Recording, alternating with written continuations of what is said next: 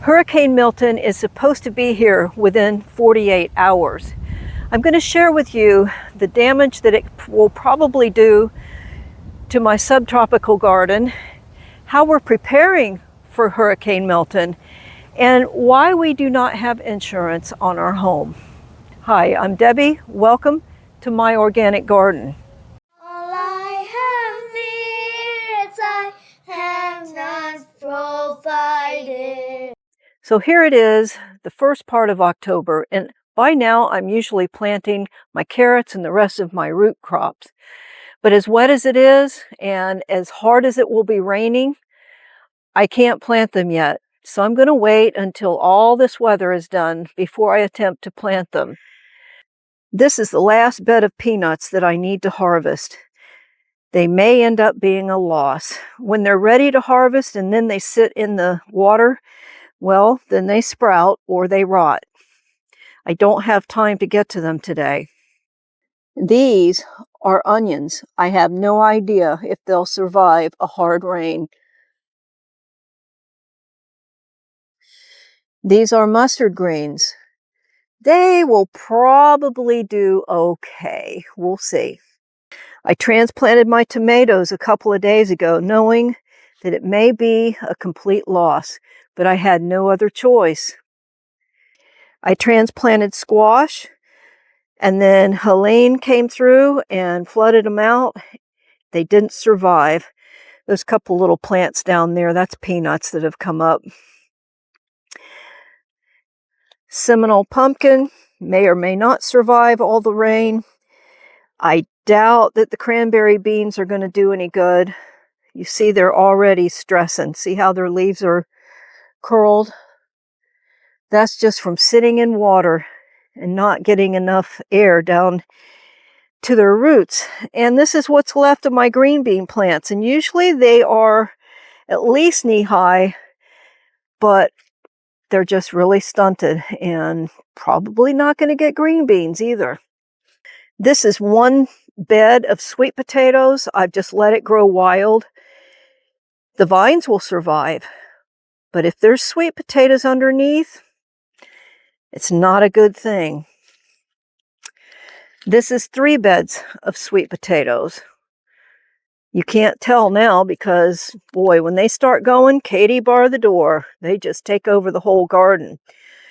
So the sweet potatoes are starting to develop potatoes underneath. They really seem to be running a little bit late this year, but when they're in this stage of development, if there's too much rain, one of 2 things is going to happen. If they're already a developed potato, they will rot.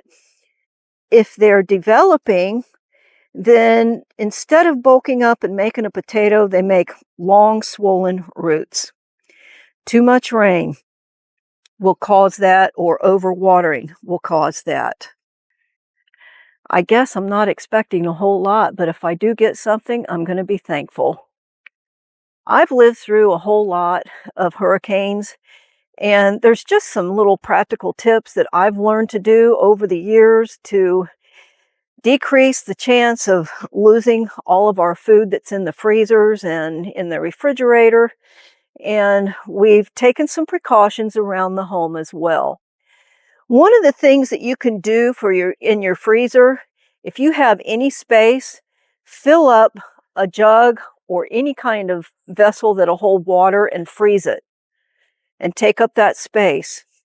Turn your freezer up as high as it'll go so that your food is starting out even colder than probably where you've got it set. In the past, when this has happened and we've lost electricity for several days, our deep freeze didn't even start thawing out until day 4 because I filled it up completely and I turned that temperature up as cold as it would get.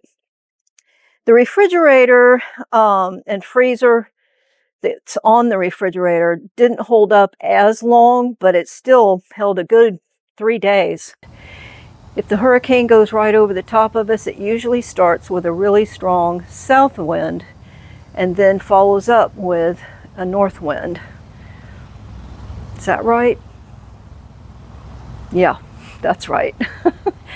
So what we do is we clear out all our heavy furniture and put them inside that shed right there and just close it up the best we can. So here is what we've done with our porch.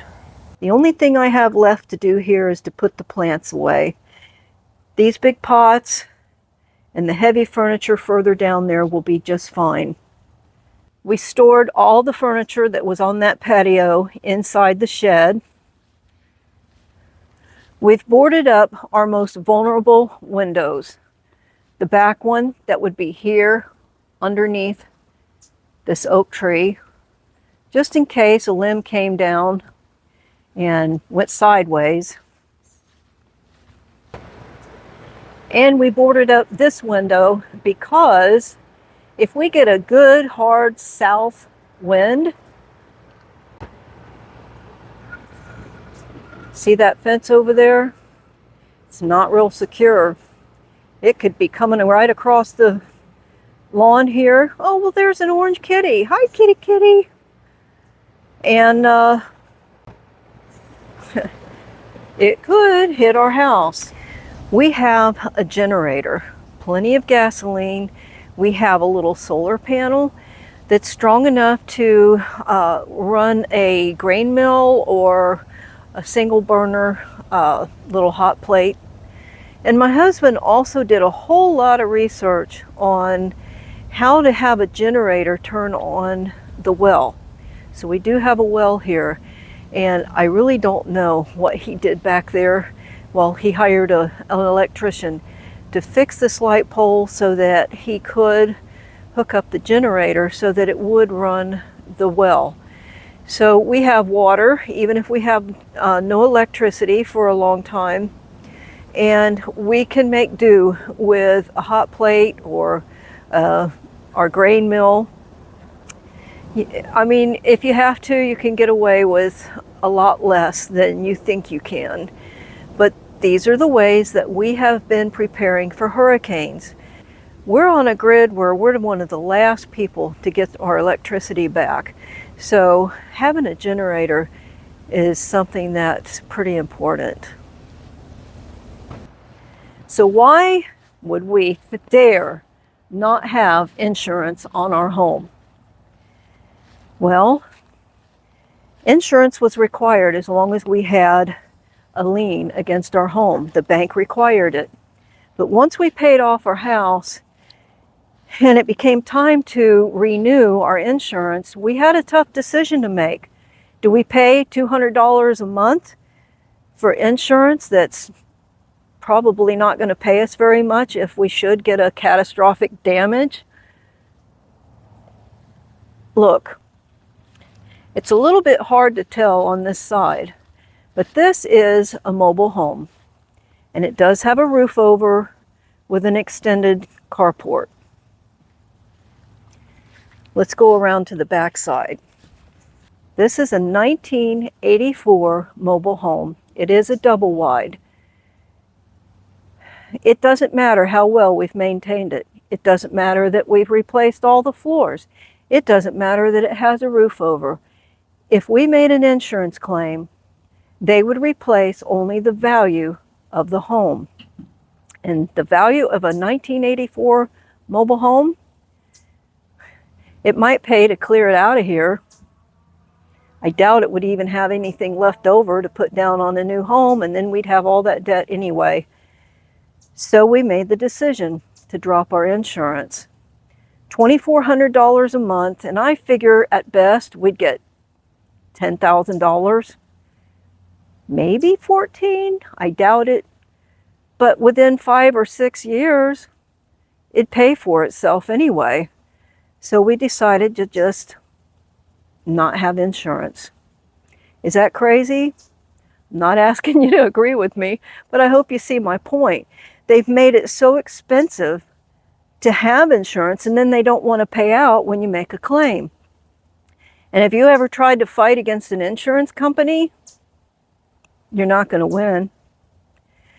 So anyway, we're praying that God will cause that storm to lessen so that it doesn't cause the catastrophic damage that Helene did. and no loss of life this time. That's our prayer. Thanks for watching, and be safe.